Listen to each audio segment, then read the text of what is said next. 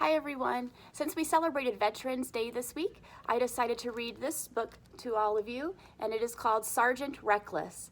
It is the true story of a little horse who became a hero. Now, this true story took place during the Korean War, which was fought back in the 1950s in the country of Korea, which is an Asian country.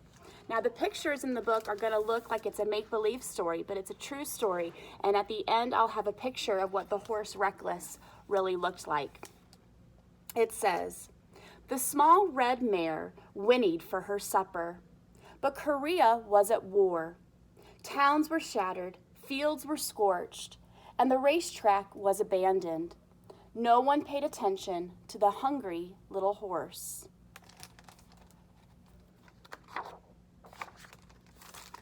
Nearby, U.S. Marines were exhausted from hauling heavy ammunition uphill to a powerful new cannon nicknamed the Reckless Rifle. That's when their leader, Lieutenant Eric Peterson, had an idea. What if he could get a mule to carry the shells? But all Lieutenant Peterson could find was a scrawny mare with white blaze and 3 matching socks. She wasn't much, but she reminded him of a horse he'd had as a boy, so he took a chance on her.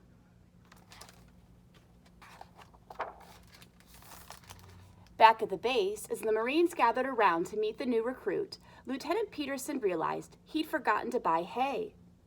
One of the men held out a piece of bread. The mare gobbled it up. Then she devoured the rest of the loaf. Another man offered her some oatmeal. She licked the bowl clean.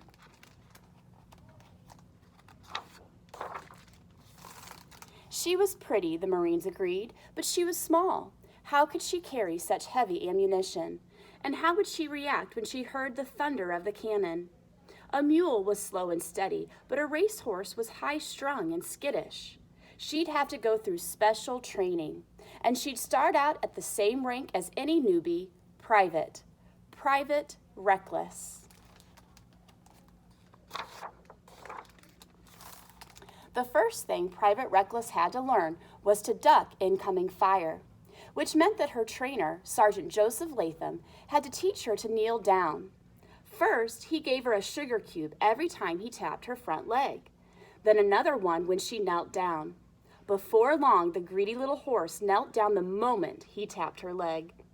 Reckless also had to learn to retreat. When Latham gave the command, she had to trot back to her bunker where another reward was waiting. An apple, or a chocolate candy bar, or a peanut butter sandwich, even a can of beans. Whatever it was, Reckless ate it.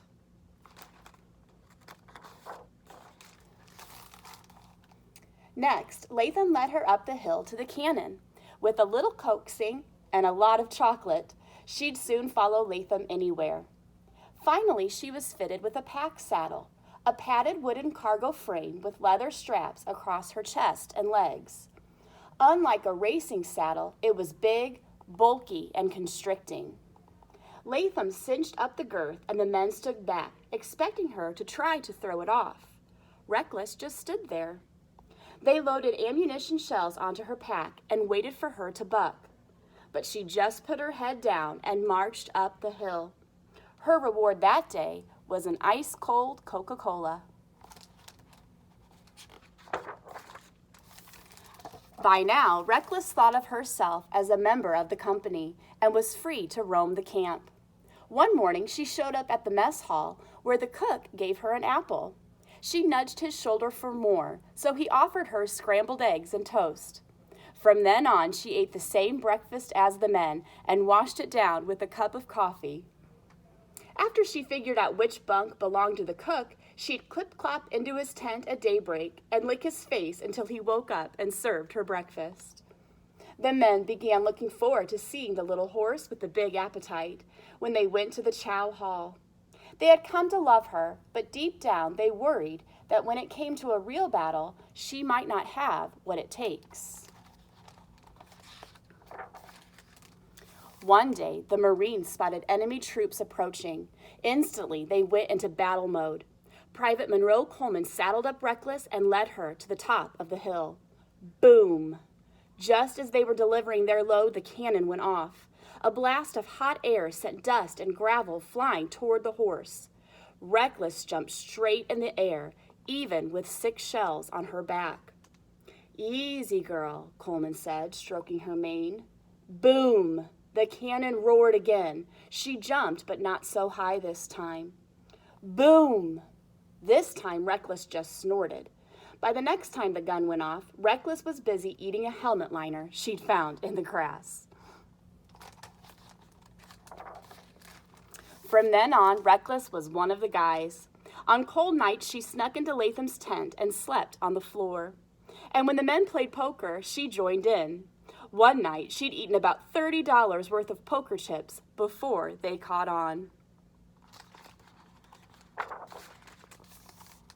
Reckless served in more skirmishes, but her most dangerous assignment came at the Battle of Outpost Vegas. That night, the men awoke to shells and white-hot flares falling right inside the base. Reckless trotted back to her bunker trembling, and for the first time, she refused to eat. But the minute she was loaded with her pack, Reckless got to work. At the base of the path, she took a deep breath, pricked her ears forward, and charged the hill. Without a word of urging, she broke into a trot and then a gallop. The heavy shelves banged against her sides as she hit the steep incline. The first rays of dawn were lighting the sky as she arrived at the top of the trail, her flanks heaving. The sky was full of smoke. Shells whizzed by and cannons boomed. All day, Reckless marched up and down the windy path, hauling her load. As she passed her fellow Marines along the way, they gave her their chocolate bars to keep up her strength. Then a piece of shrapnel hit Reckless over her left eye. Blood trickled down onto her white blaze, but she kept going. Later, another piece of shrapnel hit her left flank. After a dab of iodine and a drink of water, she was back at work. Night fell as sizzling flares cast eerie shadows on the landscape. The Marines were beginning to tire, but they saw the little mare silhouetted on the ridge, her head hanging as she put everything she had into her job. She was soaked in sweat, lather curling up over her saddle. When she came back down the hill, one by one, the men took off their body armor jackets and laid them over her for protection. By the end of the day, Reckless had made 51 trips, gone a distance of 35 miles up and down steep terrain, carried 9,000 pounds of ammunition. That battle helped change the course of the war. At last, there was a ceasefire, and Reckless was able to rest. The Marines promoted Reckless to sergeant, and then they came one by one to say goodbye to the little mare who'd shown as much heart on the battlefield as any man among them. When they got home, they started a campaign to bring Reckless to the United States. A ship owner agreed to pay her passage, and the men took up a collection to buy her a beautiful scarlet and gold blanket with sergeant stripes. But by the time the boat arrived, Reckless had eaten her blanket, ribbons and all. Sergeant Reckless, the little mare who became a Marine, is the only animal to officially hold military rank. She received 2 Purple Hearts and retired with full military honors and the rank of Staff Sergeant. Her story is a testament to the mysterious bond between humans and animals and proof of the Marine Corps motto, Semper Fidelis, ever faithful. And here's that real picture of Reckless with 2 of her Marines. They're at a banquet in her honor, and there she is. She's eating the cake and the centerpieces as well. I like in the author's note, it also says that the author of this book heard Reckless's story because he was next door neighbors with the cook in our story, that cook where Reckless would wake him up in the morning and lick his face to get breakfast. The author and that cook were neighbors. I also liked it said that Reckless got to live the rest of her life in California And she had 3 foals there, 3 babies, and their names were Fearless, Dauntless, and Chesty.